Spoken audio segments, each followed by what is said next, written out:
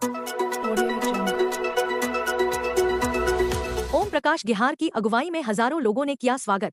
गेहर समाज के लोगों रखी अपनी मांग, संगठन में दिया जाए उचित भागीदारी। राष्ट्रीय कांग्रेस अनुसूचित जाति जनजाति के अध्यक्ष राजेंद्र पाल ने यूपी की शिक्षा पर खड़ा किया सवाल। आज कांग्रेस पार्टी के अनुसूचित जाति अनुसूचित जनजाति विभाग के राष्ट्रीय अध्यक्ष पूर्व मंत्री राजेंद्र पाल गौतम ने यूपी की प्राथमिक विद्यालयों के मर्जर पर बड़ा सवाल खड़ा करते हुए कहा, लोगों को फिर से मजदूरी और गुलामी की तरफ भेजना चाहती है भाजपा सरकार, जिसके लिए स्कूलों को बंद किया जा रहा है। कांवरियों के द्वारा सड़कों पर खुलेआम उत्पात मचाया जा रहा है, लेकिन पुलिस के लोग उनके पैर दबा रहे हैं।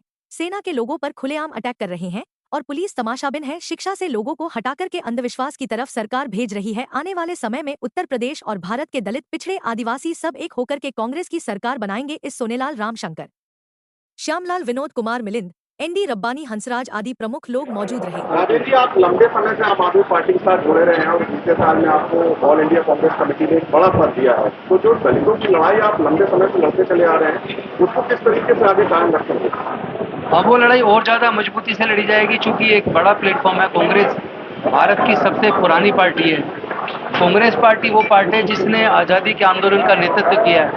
कांग्रेस पार्टी वो पार्टी है जिसने पूरे देश को सूचना का अधिकार दिया। कांग्रेस पार्टी वो पार्टी है जिसने फूड सिक्योरिटी बिल दिया।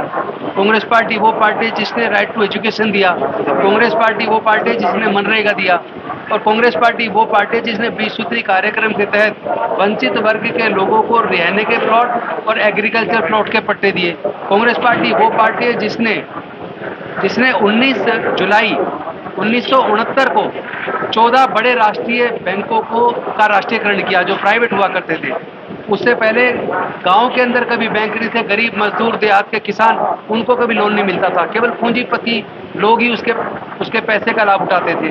तो कांग्रेस पार्टी आज, उसके जो नेता है आदरणीय राहुल गांधी जी, वो खुलेआम संसद के अंदर भी, संसद के बाहर भी आज वो उस लड़ाई को लड़ रहे, जिस लड़ाई को कभी फुले साहू अम्बेडकर ने लड़ा, जिस लड़ाई को मानवर कांसीराम साहब ने लड़ा। आज जाति की गणना, शैक्षणिक सर्वे, इकोनॉमिक सर्वे, सामाजिक सर्वे, किसके पास कितनी जमीन है, कोई कितने प्रोफेशनल कोर्सेज में कितने ग्रेजुएट है, कितने पोस्ट ग्रेजुएट है, किसके पास जमीन है, किसके पास नहीं है, कौन व्यापार में है। यानी एक ऐसा एक्सरे समाज का करके, ताकि पता लगे कि कौन कौन पीछे रह गए हैं। उनके लिए सरकार ताकि एक डाटा के आधार पर योजना बना पाए। आज उस सामाजिक न्याय की लड़ाई को, हिस्सेदारी भागीदारी की लड़ाई को आदरणीय राहुल गांधी जी पूरे देश में लेकर चल रहे हैं। तो ऐसे में जब एक ऐसी सरकार केंद्र में बैठी है जिसने 2 करोड़ रोजगार हर साल देने की बात की थी, लेकिन जो बात करती थी बेटी पढ़ाओ बेटी बचाओ की, लेकिन उसने तो पिछले करीब 11 सालों के अंदर 1.5 लाख के करीब पूरे देश में सरकारी स्कूल बंद कर दिए। बेटी पढ़ेंगी कैसे जब गाँव में स्कूल बंद हो रहे हैं और दूर दराज की वजह से लड़कियों को माँ बाप भेजते नहीं थे। तो ऐसे हालात में जब स्कूल बंद हो जाएंगे, बच्चे पढ़ेंगे कहाँ से? और ऊपर से हायर एजुकेशन को उन्होंने इतना महंगा कर दिया कि अगर आज कोई इंजीनियरिंग की डिग्री, मेडिकल की डिग्री, लॉ की डिग्री, मैनेजमेंट की डिग्री करना चाहे तो एक परिवार को SC, ST, OBC माइनॉरिटी तो 98 से 90%, यहाँ तक कि स्वर्ण जाति के भी 80% लोग अपने बच्चों को लॉ की डिग्री, इंजीनियरिंग की डिग्री, मेडिकल की डिग्री, मैनेजमेंट की डिग्री कराने में सक्षम नहीं है। उसके लिए 15 से 25-30 लाख रुपया चाहिए, जो लोगों के पास नहीं है। तो ये एक ऐसी सरकार केंद्र में आई है जिसने लोगों के रोजगार के अवसर छीन लिए। जितने पब्लिक सेक्टर अंडरटेकिंग जो कांग्रेस ने बनाया था, एक एक करके सारे पब्लिक सेक्टर अंडरटेकिंग बेच दिए। आधे से ज्यादा रेलवे बेच दिया, सारे बंदरगाह बेच दिए, एयरपोर्ट सारे प्राइवेटाइज कर दिए, आधे बैंक बेच दिए, इंश्योरेंस कंपनियां बेच दी, गैस कंपनियां बेच दी, पेट्रोलियम कंपनियां बेच दी, सब कुछ बेचा जा रहा है। ऐसे में इस देश को बचाएगा कौन? इस देश में शिक्षा को भी आपने छीन लिया, रोजगार को आपने छीन लिया, ऊपर से ठेकेदारी प्रथा लाके और लेटरल एंट्री लाके आपने नौकरी के अवसर बिल्कुल ही खत्म कर दिए। इस लड़ाई को अगर कोई लड़ रहा है तो राहुल गांधी लड़ रहे हैं, सामाजिक न्याय की लड़ाई को। इसीलिए मैंने राहुल गांधी जी के साथ कंधे से कंधा मिलाकर इस सामाजिक न्याय को लड़ाई को लड़ने के लिए मैंने कांग्रेस को ज्वाइन किया था। और मुझे खुशी है कि उन्होंने मेरे ऊपर भरोसा किया और मेरे ज्वाइन करने के 9 महीने बाद मुझे ये मौका दिया कि मैं SC डिपार्टमेंट का चेयरमैन बनाया हूँ। अब पूरे देश के इस दलित समाज को, वंचित समाज को एकजुट करके इनके हक अधिकार की लड़ाई को हम लोग पूरे देश में लड़ेंगे। उसी के लिए आज यहाँ 11 समाज के हमारे कुछ साथियों ने मुझे बुलाया था, तो मैं उनके बुलावे पे आया हूँ। लेकिन जल्दी ही SC डिपार्टमेंट की तरफ से भी बहुत जल्दी एक बड़ा प्रोग्राम होगा और हम पूरे 2027 का पूरा रोड मैप हम अपने उस प्रोग्राम में जल्दी देंगे।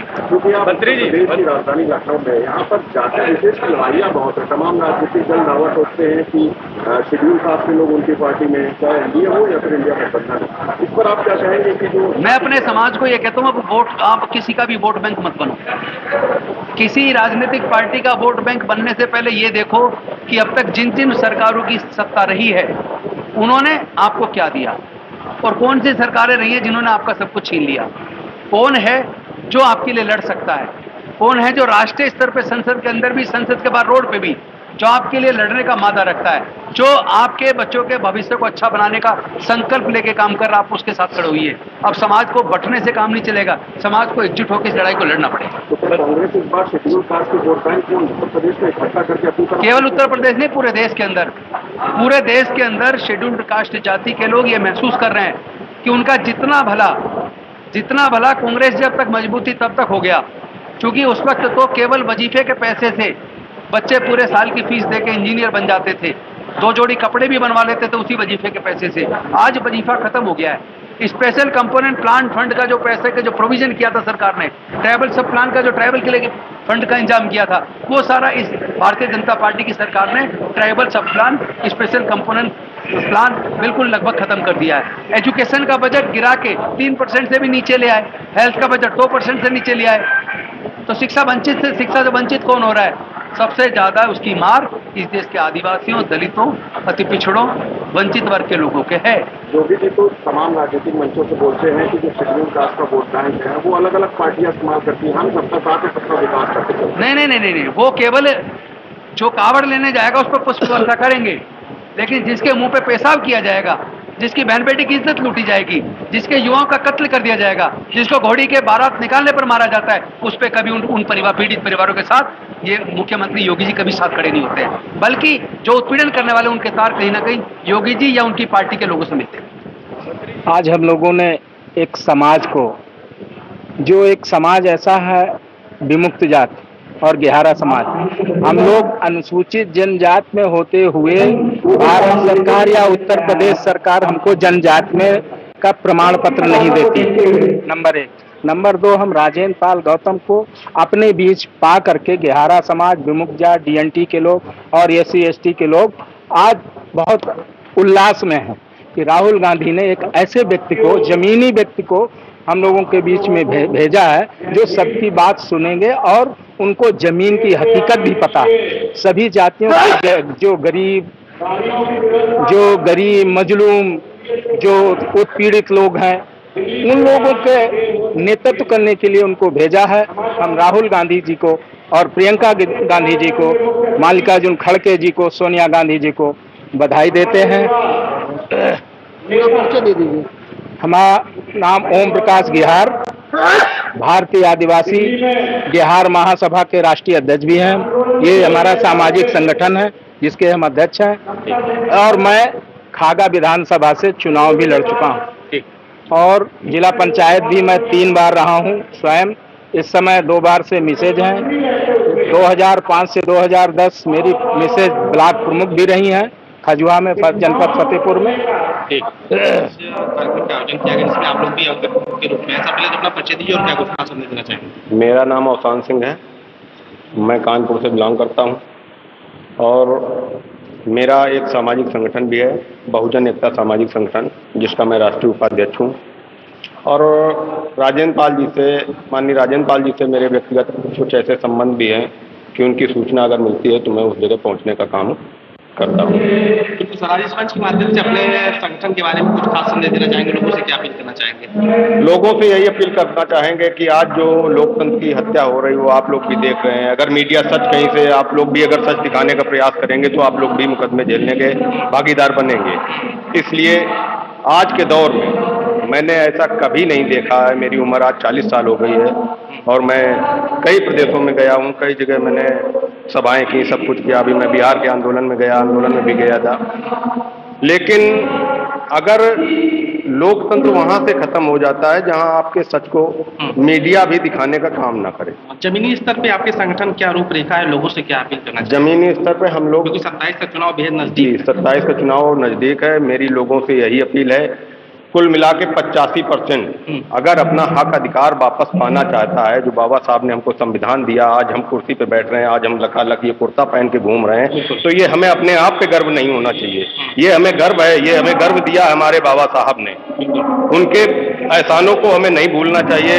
हमारे लिए उन्होंने अपने अपने 4 बच्चे कुर्बान कर दिए, लेकिन आज हमारा ये बहुजन समाज बटा हुआ है। लोग बाग संगठन बनाते हैं, उनसे मेरी व्यक्तिगत अपील है और मेरी पीड़ा भी है कि लोग संगठन बनाते हैं, संगठन बनाने के बाद में अपने ही समाज को गुमराह करके, अपने ही समाज को पैसा इकट्ठा करके इसके बाद किसी न किसी राजनीतिक पार्टी में सत्ता संरक्षण और अपने लाभ, व्यक्तिगत लाभ के लिए काम कर रहे हैं। इसलिए आज हम सत्ता से दूर हैं।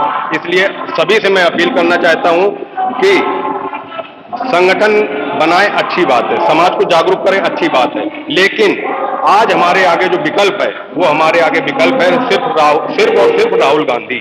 क्योंकि आज वो गया से लेके सभी मुद्दे, जो भी हमारे बहुजनों के मुद्दे, उनको प्रमुखता से उठा रहे हैं और उनकी बात को जन जन तक पहुंचाने का काम कर रहे हैं। अभी उन्होंने, कल या परसों का मामला है, अभी उन्होंने जो ये सरकार कहती थी कि मैं नौकरी दूंगा, 1.5 करोड़ नौकरी दूंगा, 2 करोड़ हर साल नौकरी दूंगा, नहीं दिया।